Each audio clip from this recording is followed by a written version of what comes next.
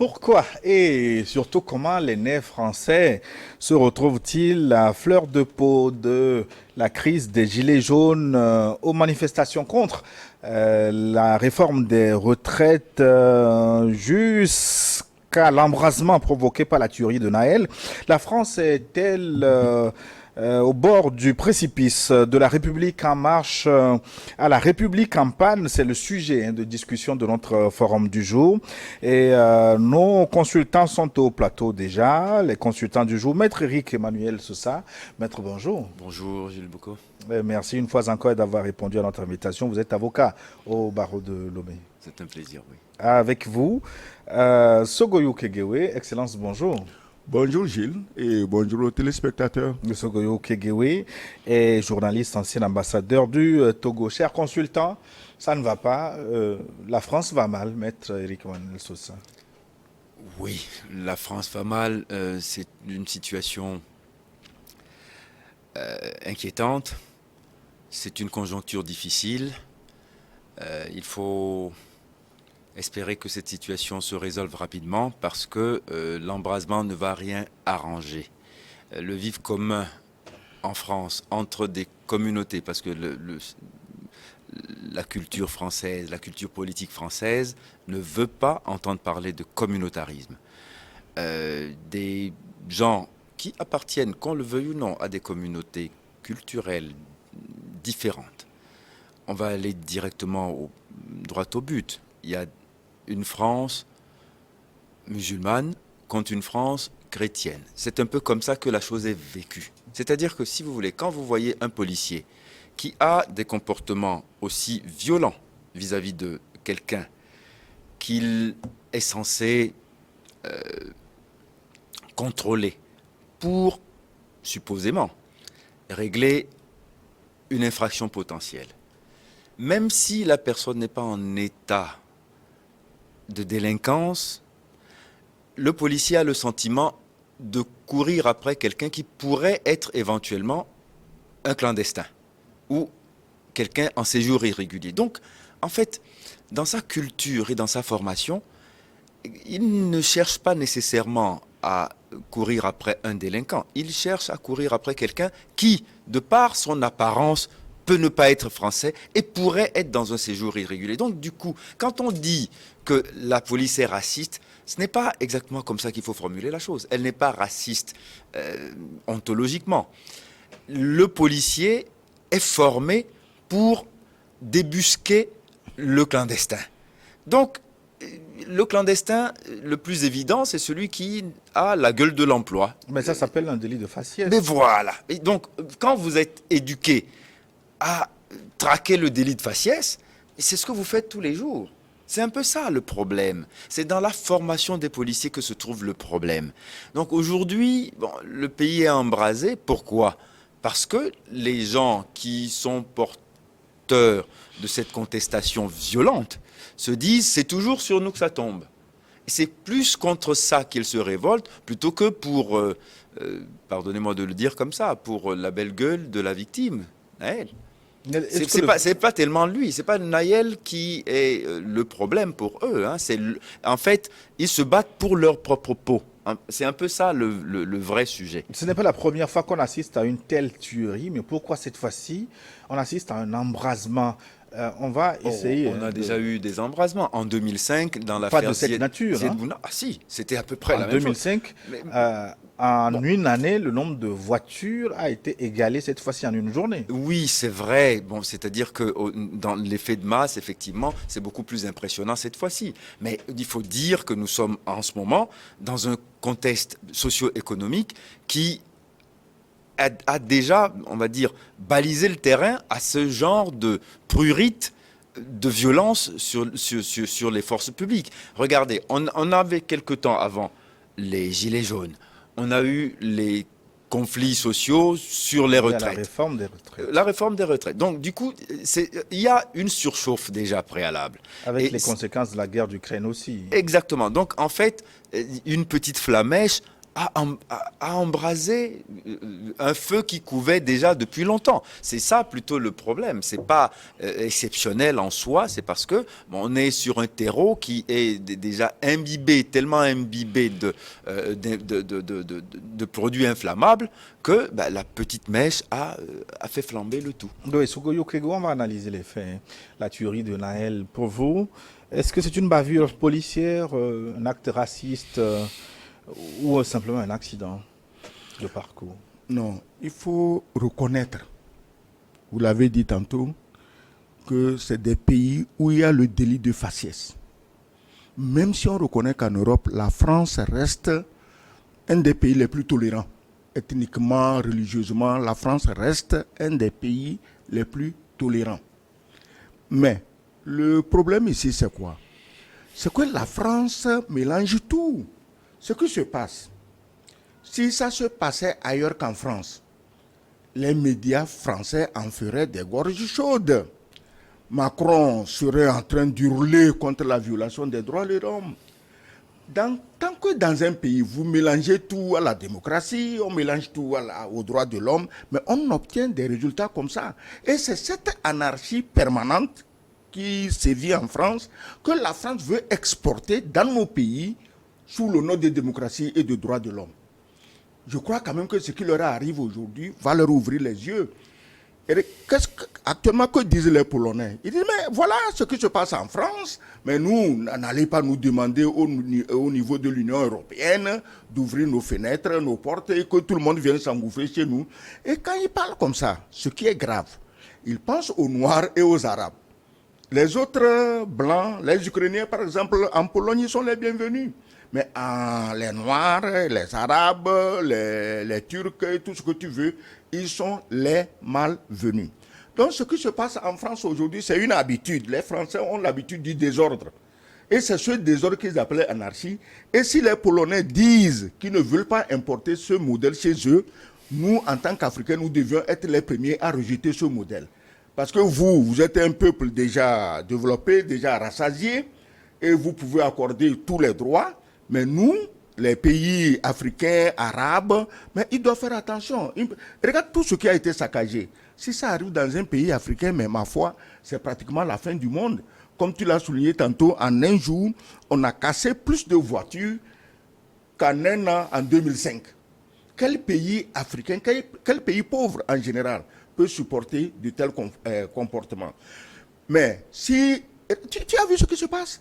Si ça se passait aujourd'hui, par exemple, en Russie ou au Mali, mais il y a longtemps que l'Union européenne, l'ONU se serait réunie, il faut envoyer le président là, à la CPI, les ministres à la CPI, les policiers militaires à la CPI.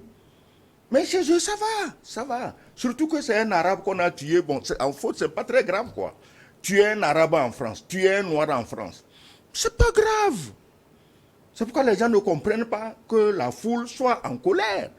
Tu dis, ben, il y avait, on le faisait d'habitude, pourquoi cette fois-ci c'est aussi violent? Mais justement, comme on le faisait d'habitude, les ressentiments se sont accumulés.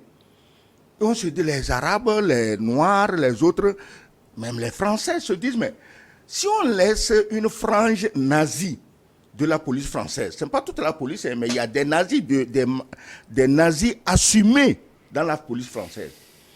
C'est eux, par exemple, aujourd'hui, c'est la tendance qui, en France, soutient l'Ukraine, vaille que vaille. On a beau leur dire que c'est des nazis, des bandéristes, tout, mais ils les soutiennent. Donc cette frange nazie est croissante dans la société française. Et le policier, bon, on dit qu'on l'a mis en quoi? Mais je suis sûr que lui, ça ne lui dit rien. Je suis sûr qu'il a reçu même des félicitations de certains de ses parents, de certains de ses amis, pour avoir flingué un enfant de 17 ans. Ce sont une façon de voir. Hein? Non, ce n'est pas une façon de voir. Votre façon de voir les choses. Non, c'est comment une façon de voir? J'ai dit qu'il y a une frange nazie dans la société française, dans la police française. Et que eux, tuer un noir ou tuer un arabe, c'est comme quelqu'un aurait tué ton chat.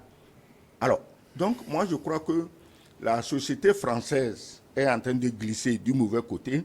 Et quand on met bout à bout les comportements de ces dirigeants, on ne peut aller que vers là. La France est pratiquement en train de partir en vrille, mais tu suis les informations ces temps-ci. Plus de 40 000 policiers mobilisés. Mais les médias en France ne sont même pas focalisés sur ça. Ils sont en train de dire non, à cause de Prigojine, Poutine va tomber, la Russie va tomber, l'Ukraine va tomber, l'Ukraine va gagner. Ils sont focalisés sur ce qui se passe chez eux. C'est-à-dire que juste on en parle 2 ou 3 phrases. Donc quand une société est abrutie jusqu'à ce niveau, mais le résultat est là. Oui, mais vous parlez d'abrutissement, mais plutôt est-ce qu'on ne peut pas parler d'une société profondément en crise, la société française? Alors, je crois qu'il faut qu'on essaye de remettre à chaque fois les choses dans leur contexte. Je ne suis pas l'avocat de ce policier, mais il ne s'agit pas de le défendre non plus. Ce qui s'est passé, si les faits se sont passés comme cela a été rapporté par certains médias, c'est indéfendable. Mais ce qui s'est passé, et ça rejoint ce que je disais tout à l'heure, c'est la formation des policiers. Regardez, il y a une loi de 2017 ouais. Concernant le refus d'obtempérer et la liberté du policier ou de l'agent des forces de l'ordre d'utiliser ou pas La gâchette. la gâchette. Bon. Il s'est suivi de cela une mauvaise formation des policiers parce que vous avez toute une fournée de nouveaux policiers qui ne sont pas formés correctement au maintien de l'ordre. Donc, du coup, ils jouent les Rambo du trottoir et à chaque fois, ça peut dégénérer, pas se regarder. Comparativement, on parle de 2017, c'est-à-dire il y a 6 ans. 6 ans, oui. En Allemagne, en 10 ans, il y a eu un incident au cours d'un contrôle de police qui a dégénéré et qui a donné lieu à un tir sur la personne contrôlée. Un en 10 ans. Les policiers allemands sont confrontés de la même manière à des problèmes communautaires. Il y a une forte communauté turque en Allemagne. C'est des immigrés qui sont musulmans, qui sont basanés, mais on les contrôle différemment. Et donc vous exonérez le policier Non, absolument en pointant pas. du doigt la loi et la Non, formation. non. Attention, non. Je me mets dans la peau d'un policier qui, à 1 heure de la journée, se retrouve en train de faire un contrôle de routine sur une personne qui a l'air visiblement très jeune et qui conduit un véhicule que probablement son salaire ne lui permet pas d'acheter. Donc il est confronté à 2 choses. D'abord, est-ce qu'il est en état de conduire? Est-ce que légalement il peut être derrière un volant? Première chose. Deuxième chose, la voiture qu'il est en train de conduire. Et c'est pour ça que je dis, on parlait tout à l'heure délit de faciès. Il a la gueule de l'emploi la plupart du temps. Allez demander aux compagnies d'assurance. La plupart du temps, quand vous allez au tribunal correctionnel, les après-midi ordinaires, ce qu'on amène comme pour vol de voiture ressemble un peu à celui-là. Quand vous êtes policier et que vous avez cette habitude, vous ne réfléchissez plus. Ça devient des réflexes de policier. Et c'est la raison pour laquelle je dis, il y a un problème sociologique qu'il faut régler pas uniquement avec la force, il faut régler par l'éducation et la pédagogie. Même dans l'action du maintien de l'ordre, il doit y avoir une pédagogie et une meilleure éducation de ceux à qui on confie le lourd devoir du problème. Oui, mais cet incident attendez. Oui. Non, qu'on dise comme ça de façon aussi sommaire que ce policier a commis cet acte parce que c'est un policier raciste, je dis encore une fois, méfions-nous. Aux États-Unis, il y a 2 ans, on a eu l'épisode George Floyd. Et puis, cette année, nous avons eu un autre cas où des policiers, les 4 policiers sont noirs, la victime aussi est noire. Même comportement de violence policière. Est-ce que ces policiers noirs sont susceptibles d'être accusés de racisme? Non, donc, soyons à chaque fois extrêmement prudents quand nous examinons ce genre de situation pour ne pas tomber dans un excès. C'est pour ça que je dis, essayons à chaque fois de bien regarder la chose, puisqu'il s'agit de faire une émission en direction d'un public qui demande à être informé. Informons-le complètement. Il ne faut pas tomber dans des passions, parce que il y a des gens qui ne veulent entendre que ça. Qu'on vienne dire ici, la police française est raciste, les Noirs qui sont en France ou les Arabes sont victimes de la police, d'une police raciste et blanche, donc la messe est dite, la cause est entendue. Non. Maître, je n'ai pas dit que la Non, police... je ne dis pas vous. Voilà. En Je n'ai particulier, pas, hein. moi, je ne dirais jamais que la police française est raciste. Non. Nous voyageons en France, nous avons affaire à des policiers, on n'a jamais eu de problème. Mais je dis qu'il y a certains qui sont racistes. Oui. Vous parlez par exemple des policiers noirs qui ont donc maltraité un autre noir, mais le policier noir vivant aux États-Unis a été formaté comme un blanc. Les blancs ne mettent pas les gens n'importe où. Hein. Si vous êtes noir, on vous met quelque part, c'est qu'on sait que vous êtes susceptible de faire comme un blanc, sinon de faire pire comme blanc. Vous avez mis Barack Obama président, tout le monde dansait en Afrique, un noir est président, mais c'est lui qui a rasé la Libye, un pays africain. Donc quand les blancs mettent un noir quelque part, c'est qu'ils attendent de lui qu'il fasse pire que envers les noirs que ce que lui, le blanc, il aurait fait pour être traité de raciste. Barack Obama est chargé de raser la Libye, il l'a fait consciencieusement, tout comme l'autre noir, Colin Powell, était chargé de faire raser l'Irak, il l'a fait consciencieusement avec une fiole qui ne dépassait pas ce papier. Donc les blancs, ils savent où et quand et comment on met un noir en avant. Voilà, ça, je laisse ça de côté. Maintenant, ce qui s'est passé, si ce que nous avons lu est vrai, le policier arrête un jeune. Je crois qu'il lui a intimé lors de sortie. Bon, écoute, si tu n'obtempères pas, je te tire une balle dans la tête. Il le dit 3 fois. Et pendant ce temps, le jeune reçoit des coups de crosse. Je dis, si c'est vrai, hein, je n'étais pas là-bas, hein, mais c'est les versions qu'on entend. Je suis sûr que la police aussi a le droit de donner sa version des faits. Bon, maintenant, on tape le jeune, il avait le pied sur la chose à gaz, mais on le tape, il sursaute, son pied enfonce la pédale, la voiture part et on lui tire dessus. Le policier, il est bien formé, il sait tirer, il aurait pu tirer sur les pneus. Il aurait pu tirer sur les pneus, immobiliser le véhicule. On ne peut pas, je dis bien, on ne peut pas donner raison à quelqu'un qui refuse d'obtempérer quand la police lui donne des injonctions. Nous tous, nous sommes soumis à ça. Un policier t'arrête, il faut t'arrêter. Il te dit sors, il faut sortir, qui que tu sois. Même si tu es le ministre de ce policier, tant que ce policier est dans l'exercice de ses fonctions, mais et surtout, c'est vous qui leur avez appris la fonction, quand on te dit il faut exécuter. Le jeune, l'enfant d'ailleurs, ça on dit le jeune, c'est 17 ans, c'est un enfant. Mais vous-même, vous savez, je le disais tantôt, vous savez comment ces enfants sont éduqués dans ces pays. Je reviens sur ça, droit de l'homme et démocratie, où on leur cogne sur le tympan matin, midi, soir, que tout est permis. Parce qu'il y a droit de l'homme, tout est permis parce qu'il y a démocratie. Maintenant, il refuse d'obtempérer, on tue, on tire et on le tue.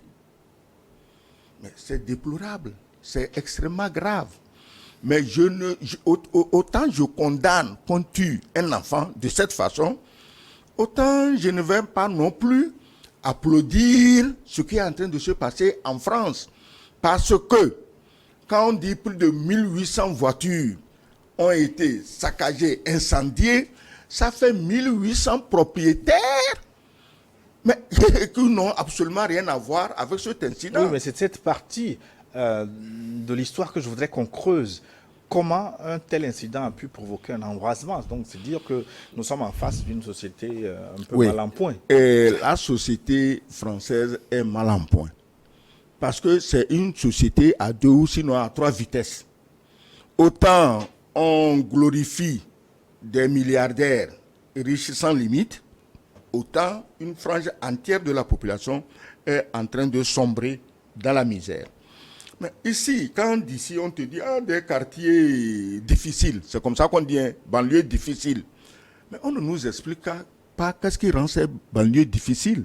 C'est des banlieues qui sont abandonnées à elles-mêmes. Le policier ne va pas là-bas, personne ne s'occupe, les dealers font la loi dans la rue. Parce que ce sont des zones dangereuses aussi, il faut le signaler. Mais bien sûr, mais si la police ne va pas dans un endroit, Gilles, si à Lomé ici, imagine qu'un quartier est abandonné, aucun policier n'a le droit d'y aller, pas de policiers, pas de gendarmes, pas de militaires. Mais qu'est-ce que tu crois? Ça va se passer exactement comme aux États-Unis, comme en France. C'est-à-dire que des gens prennent, la nature a horreur du vide, des gens prennent le contrôle du quartier et ils l'exploitent dans leurs intérêts. Donc moi je crois que quand on parle de quartiers difficiles, ces jeunes-là qui sont issus de ces quartiers difficiles en France, mais Gilles, si tu vas dans ces quartiers, tu vas pleurer. Et quand tu te dis que des gens, toute leur vie, vont vivre dans ces conditions, mais c'est l'enfer. Pourquoi est-ce que la France n'a pas les moyens pour gérer ces quartiers difficiles? Pourquoi on concentre ethniquement les habitants d'un quartier? C'est-à-dire que là-bas, tu vas, c'est les Arabes. Quand ce n'est pas les Arabes, c'est les Noirs. Personne n'est mieux que l'autre.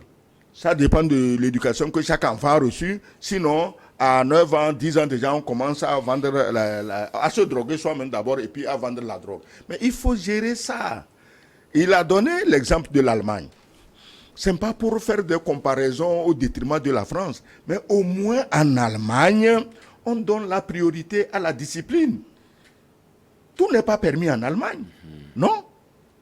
Il y a la démocratie en Allemagne, elle fonctionne bien. Il y a les droits de l'homme, ils fonctionnent bien, mais tout n'est pas permis en Allemagne. Comme il le disait, il y a plus de 4 millions de Turcs avec leurs enfants. Autant d'Arabes, de Noirs, de... Mais non, mais ça ne se passe pas comme ça. Et donc, c'est quoi le problème de la société française actuelle, maître Éric Emmanuel? Enfin, ce serait très facile en 2 heures d'émission de pouvoir expliquer les problèmes de la société française, justement vu à travers seulement le prisme de cet incident. Non, ça ne concentre pas tous les problèmes de la société française, mais ça en dit un bout intéressant. Il a donné un exemple tout à l'heure, c'est vrai. Quand vous êtes noir ou arabe, disons-le comme ça pour la simplification du propos, vous allez dans certains quartiers pour, même avec de l'argent, chercher un appartement.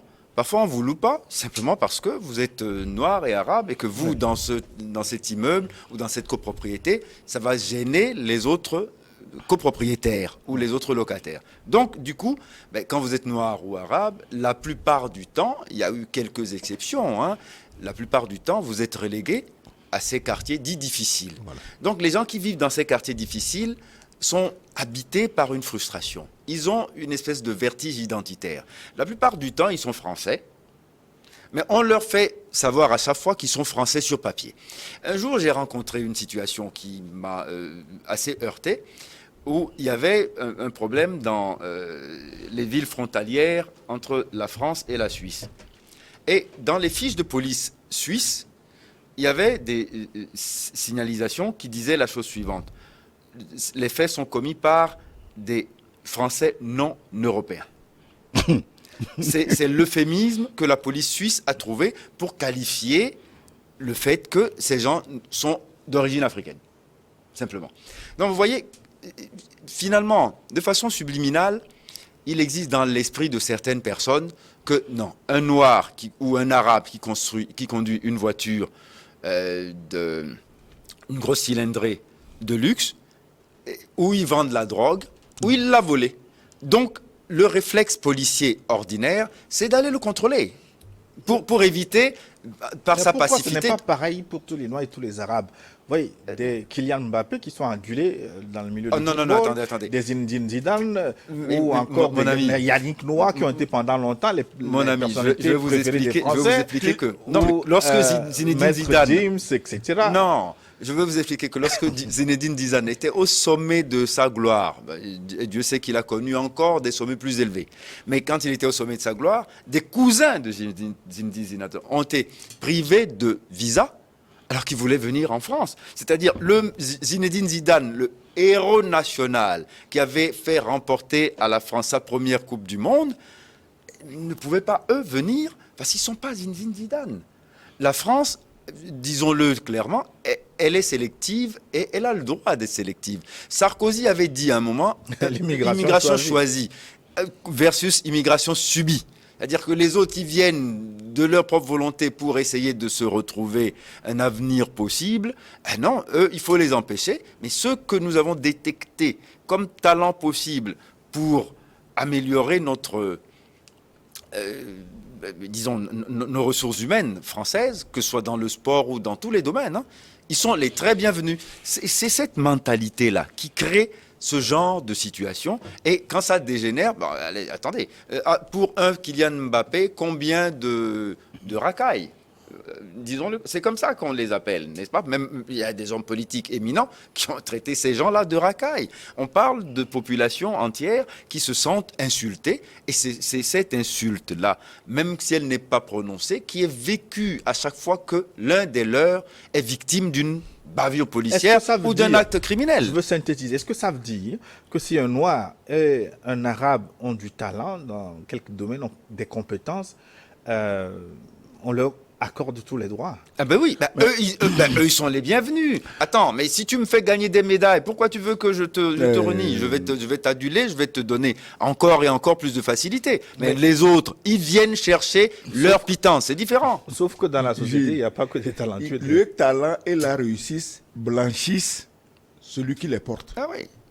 Vous avez donné l'exemple des gens, hein, de Zidane, de Mbappé, tous ces grands noms mythiques du football ou du sport en général.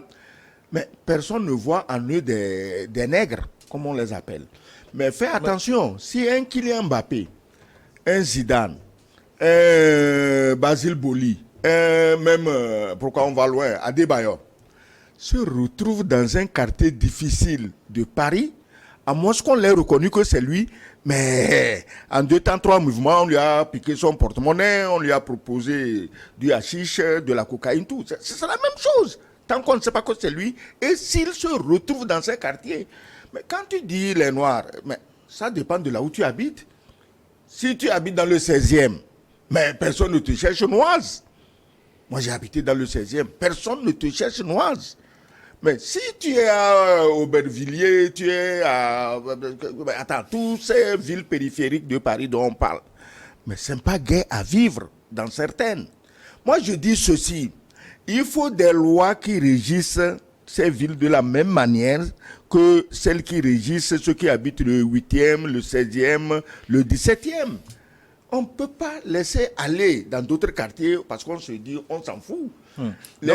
Les problèmes que vous avez évoqués jusque-là, j'ai noté la fragmentation sociale, les riches d'un côté, les pauvres de l'autre. Vous avez évoqué aussi l'excès de liberté ou une société droit-de-l'homiste. Il n'y a jamais trop de liberté. Au fait, nous voulons être libres. Personne ne dit, oh, je suis trop libre. On veut être libre.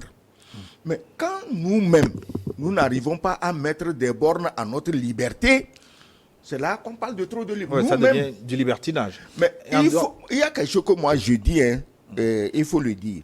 Nous, les Africains qui habitons en Europe, je parle des Africains, je ne veux pas toucher aux Noirs, aux Turcs et aux autres. Mais pourquoi nous ne pouvons pas faire comme les Chinois? Les Chinois, mais ils sont très nombreux en France. Hein.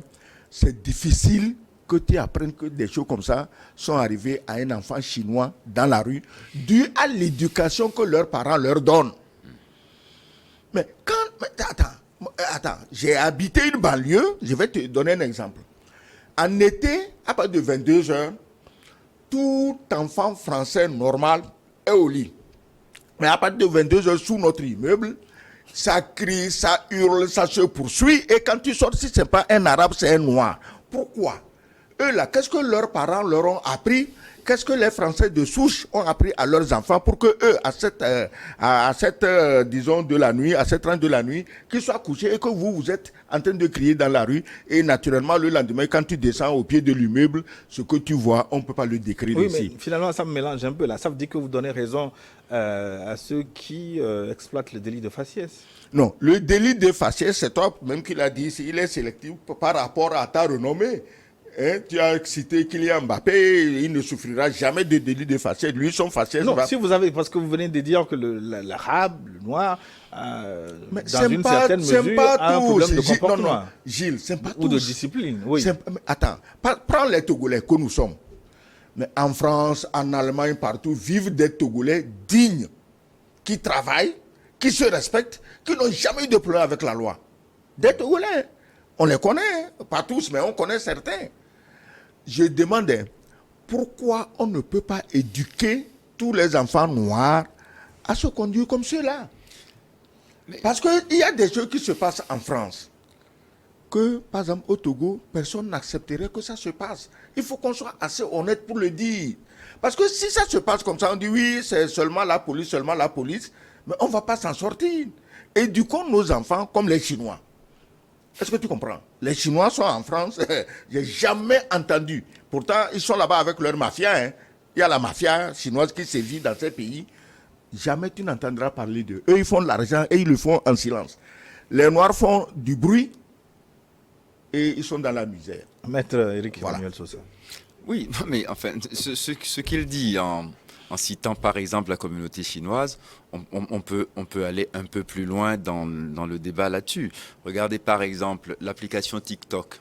L'application TikTok telle qu'elle est en cours en Chine, elle interdit, ou plutôt ne donne pas accès aux adolescents à certaines facilités. Ils sont limités. Le temps d'utilisation est le temps non seulement il est limité, mais en plus les accès qu'ils ont sont orientés. C'est toujours pédagogique. De sorte que quand un enfant chinois arrive à 17 ans et qu'on lui demande qu'est-ce qu'il veut faire, il veut être astronaute, il veut être pilote d'avion, etc. Mais quand vous allez aux États-Unis et que vous demandez à un jeune de son âge qu'est-ce qu'il veut devenir, il veut être influenceur ou il veut être rappeur. C'est en gros la société chinoise telle qu'elle a conçu l'éducation. D'abord, c'est une société confucéenne, mais on peut aller loin. C'est pas uniquement à cause de ça. Aujourd'hui, l'Occident considère la Chine comme une prison à ciel ouvert. C'est pas une démocratie. Voyez-vous, ces gens-là, ils sont misérables. Il n'y a pas une presse libre, etc.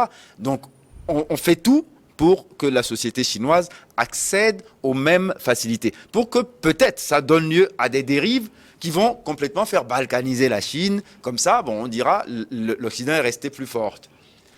Les Chinois ont dit non, ce virus-là, nous n'en voulons pas. Et ils se battent contre. Et ils ont fait Tiananmen en maintenant que c'est comme ça et que, quoi qu'on veuille, ils ne vont pas changer. C'est la raison pour laquelle il y a une forme d'homogénéité dans la pensée chinoise. Et quand vous voyez un Chinois qui immigre, il a quelque part transporté ce humus-là avec lui et il se comporte, même chez les autres, de la même façon qu'il a été éduqué chez lui. Nous sommes, nous, confrontés à plusieurs phénomènes. Les gens qui partent, ils partent d'abord pour chercher un meilleur avenir. Le meilleur avenir ou le meilleur devenir de leurs enfants, ils passent par, mais d'abord, des petits métiers. Ils passent par des conditions misérables. Alors, on demande à ces enfants de se surpasser comparativement à leurs petits camarades de classe, qui sont, eux, de familles ordinaires, françaises de souche, on va dire à la limite. Ils se sentent défavorisés. Quand vous vivez à 5 dans un 2 pièces et que personne n'a un bureau pour réviser ses cours et que tout le monde révise ses cours sur le canapé, l'unique meuble du salon devant la télévision, quel résultat scolaire vous voulez que ces gens aient? Comment voulez-vous qu'on leur parle de performance scolaire et qu'ils l'entendent? Quand, la plupart du temps, le père, c'est un nuitard, il va travailler la nuit. Donc, à 18 heures, il est déjà parti, il est à l'usine ou quelque part en train de travailler, il est gardien de nuit par exemple, et que c'est la mère seule, qui ne sait ni lire ni écrire la plupart du temps, qui doit s'occuper de ses enfants et contrôler leurs devoirs. Je ne suis pas totalement d'accord avec vous. Il y a des gens qui ont étudié dans des conditions plus difficiles, mais qui se sont retrouvés. Oui, ils ont étudié dans des conditions plus difficiles en Afrique. Oui, en Afrique. Mais en Europe, c'est pas possible. Attendez. Non, mais en Afrique, quand vous dites ça en Afrique, vous savez, vos enfants, quand ils sortent dans la rue, le voisin est capable de les gourmander en disant mais écoute, rentre chez toi à cette heure-ci, il ne faut pas que tu sois dehors, si ton père arrive, ça va mal chauffer pour toi. Mais dans ce genre de situation et dans ces banlieues-là, mais si tu oses parler à l'enfant de ton voisin, ça va dégénérer en bagarre, la police va venir, et on va vous embarquer tous, les enfants y compris, pour aller au poste. Et on va dire... Si la police trouve les moyens de venir. Voilà. Vous voyez, vous-même, vous voyez le schéma. Derrière cet embrasement lié à la mort de Naël, est-ce qu'on peut voir aussi un stress économique, un stress, une fébrilité, une prédisposition, des difficultés financières qui s'expriment quand même Non, de cette façon? tout le monde sait que économie parlant, socialement parlant, la France est en pleine descente aux enfers. La priorité, c'est les Ukrainiens que les Français veulent voir mourir jusqu'au dernier, comme les Américains, comme les Anglais. Donc il faut donner au président, au petit drogué là, assez d'armes pour juste provoquer les Russes, pour que les Russes tuent tous les Ukrainiens. Le travail que les Russes font aujourd'hui en Ukraine, en fait, c'est le travail de l'OTAN, des Occidentaux, comment finir les Ukrainiens. C'est les Russes qui sont chargés de finir les Ukrainiens pour les Occidentaux. Donc, quand tu regardes ce qui se passe, l'économie, plus personne ne s'occupe de l'économie en France. Il y a beaucoup de Français qui dénoncent cet état de choses. Tout l'argent, Ukraine, les armements, Ukraine, attends, la France a failli se retrouver depuis 2 ou 3 jours dans l'incapacité d'avoir des véhicules adaptés pour maintenir l'ordre. Heureusement, ils avaient la France conçu... n'a pas envoyé beaucoup d'armes en Ukraine. Mais qui te dit ça? Et canons César, César, les AMX... C'est une douzaine de canons les César. AMX, les fameux chars à roues qui partent comme des cacahuètes. Mais elle a tout envoyé. Or, ces AMX, là, en cas de crise grave, on peut maintenir l'ordre avec un milieu urbain. Hier, j'ai vu, ils ont exhibé un véhicule de la gendarmerie, peint aux couleurs de la gendarmerie, qu'ils avaient fabriqué pour le maintien de l'ordre, qu'ils ont d'ailleurs failli envoyer au petit soulard de drogués de Kiev, mais je ne sais pas quel réflexe leur a dit non, n'envoyez pas tout, et ce véhicule, hier, on le sort. Mais si ce véhicule était parti en Ukraine, ça aurait donné quoi? Donc, je dis que la France, les dirigeants, je parle des dirigeants français, ce qui arrive aux Français, ça ne les intéresse pas. Quand Macron sort le matin, qu'est-ce que je fais pour plaire à Biden? Qu'est-ce que j'ai fait pour plaire à Ursula von der Leyen? Qu'est-ce que j'ai fait pour plaire à l'Allemand, là, Scholz? Qu'est-ce que j'ai fait pour que Zelensky vienne rouler les mécaniques devant moi à l'Élysée? C'est ce qui le préoccupe. Et quand il a un peu de temps, il va dans les écoles primaires pour donner des cours de pédophilie, des cours d'homosexualité. C'est à ça que Macron s'occupe. Excellent. Vous n'exagérez Mais attends, pas. non, je n'exagère pas. Des cours de pédophilie? Oui, il ne se cache pas. La retraite vous a fait perdre le langage Non, diplomatique, hein. attendez. Il ne se cache pas. Mais pourquoi les gens font... Si c'est un chef d'État africain qui faisait ça, vous imaginez ce qu'on en dirait en Occident? Vous imaginez? Mais pourquoi eux, quand ils font, on ne peut pas dire ça? Je dis ce qu'il a fait. Et ce que tout le monde sait, ce que tout le monde a vu. Quand on va voir des petits enfants, d'ailleurs, quand il a parlé, il y a une petite môme noire qui a écarquillé les yeux. Pourtant, c'est une petite, hein, mais elle a réagi. Donc, quand un président s'occupe de ça, comment vous voulez qu'il s'occupe du pays? Le pays va en vrille. On a fait des élections législatives. Des gens qui se disent de l'opposition sont allés à l'Assemblée. On croyait qu'ils vont le secouer un peu pour qu'ils se réveillent. Ah non, eux aussi, les Marine Le Pen, ils sont devenus silencieux comme des carpes. Et Macron a tout le boulevard devant lui pour faire ce qu'il veut. Mais quand les gens se faisaient canarder en chose à Paris, mais Macron était à un spectacle de Elton John, je crois. Tranquillement. Tu imagines un pays africain, la capitale brûle, et on te dit que le président a un spectacle à New York. Tu imagines ça? C'est que la France n'est plus la France. La France n'est plus la France. C'est une république en panne. Est-ce que c'est en panne? La république même n'existe plus. Maître Emmanuel, tout ça, économiquement, est-ce qu'on peut trouver des facteurs d'embrasement liés à la mort de Naël? On a vu la crise de Covid qui a laissé beaucoup de cas économiques. Ensuite, vous avez la crise des gilets jaunes. Ensuite, les manifestations liées aux réformes des retraites. Et puis, les conséquences de la guerre d'Ukraine. Tous ces facteurs réunis, ça devient un cocktail Molotov. Oui, on est d'accord. Je disais tout à l'heure que tout ça, en fait, ce qui arrive ces jours-ci, c'est la queue de comète d'un phénomène qui est beaucoup plus ancien et plus lancinant. Mais il faut regarder la société française comme elle est. Vous savez, l'insurrection est dans l'ADN du français, hein, et la Constitution l'a consacré, le droit de se révolter contre un pouvoir illégitime. Ça a été quelque chose que la France a, on va dire, breveté. Non mais c'est vrai, de tous les pays d'Europe, la France est le seul pays régicide. Les Français sont les seuls à avoir coupé la tête de leur roi. Regardez, l'Angleterre continue de vivre une monarchie apaisée. L'Espagne est une monarchie, la Belgique est une monarchie, la Hollande, la Suède, etc. La Norvège, le Danemark. Mais la France, non. Donc, quelque part, vous voyez, même quand chaque matin on chante l'hymne national, aux armes citoyens, formez vos bataillons, marchons, marchons, qu'un sang impur abreuve nos sillons. Bon, donc, quelque part, c'est, disons, une société qui est foncièrement versatile, qui est très susceptible, et la moindre petite chose peut l'énerver très fortement. Et c'est un peu ça ce qui s'est passé. C'est-à-dire que aujourd'hui, quand vous regardez bien ce qui se passe dans les banlieues, les victimes de ces émeutes, les victimes des exactions, sont souvent des Arabes et des Noirs. Des gens qui ont eu du mal à acheter une voiture, qui n'ont pas d'assurance sur la voiture et qui n'auront plus d'argent pour en racheter une neuve.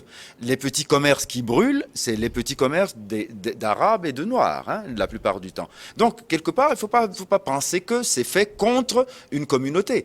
Donc, ces enfants-là ne réfléchissent pas. Ils ne demandent pas à la voiture qui est sur le trottoir et qui va cramer à qui elle appartient. Donc, s'il faut tout casser. Yeah.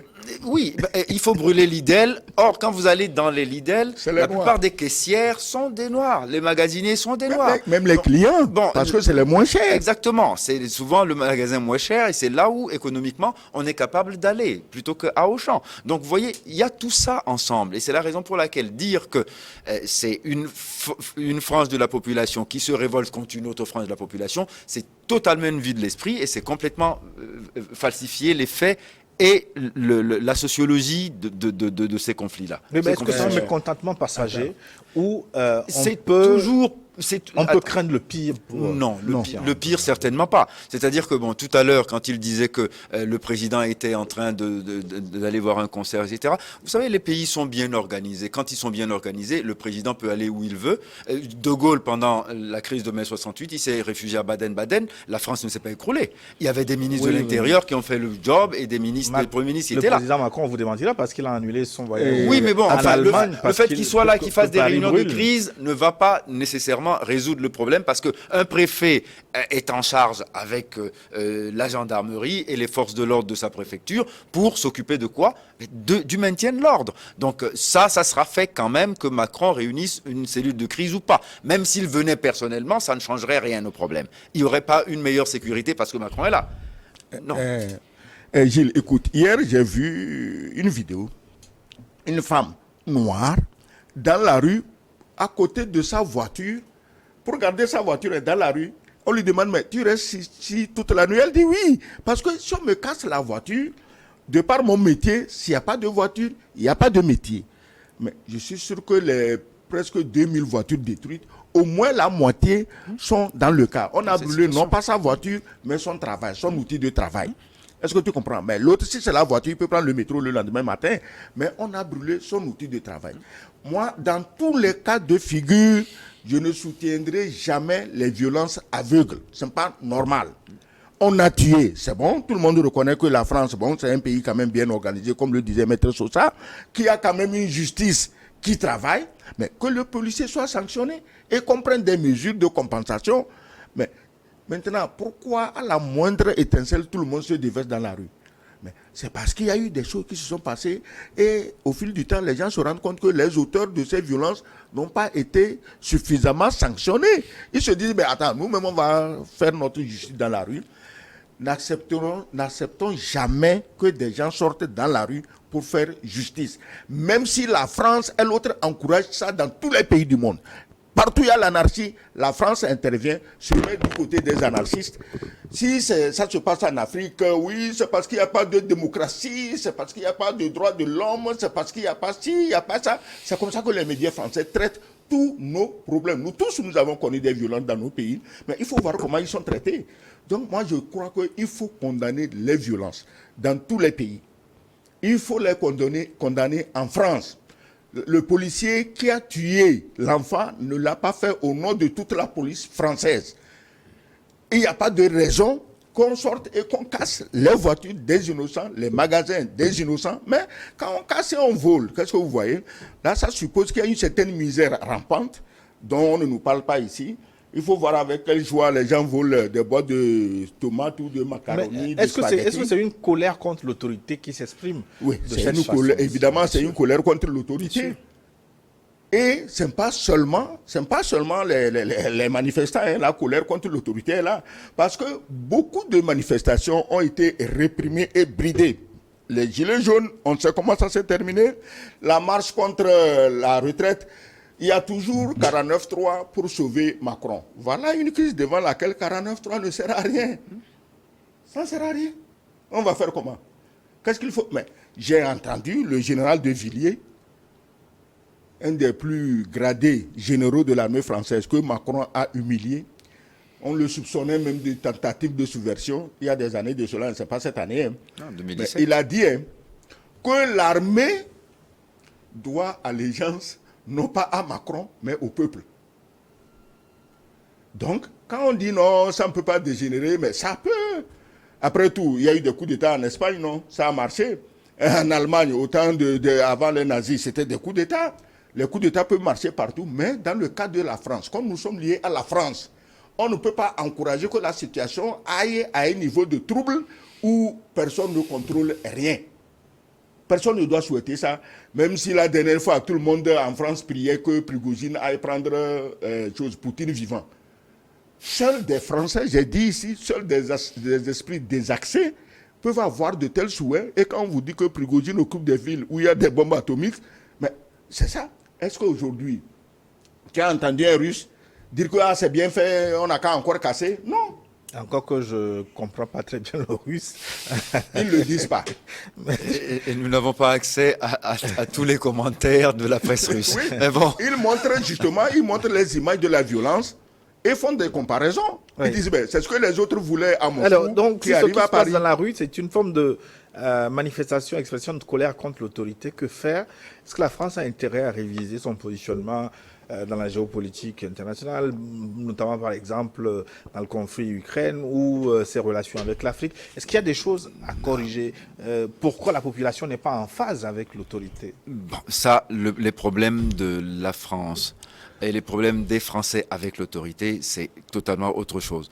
Les gouvernants français ont tout intérêt à résoudre cette crise de façon approfondie, à tirer toutes les conséquences de ce qui se passe actuellement, parce que il faut toujours être dans une logique de cause et conséquences. Quelle est la cause d'une telle violence? Il faut qu'on ait le courage d'en débattre sincèrement, sans tabou.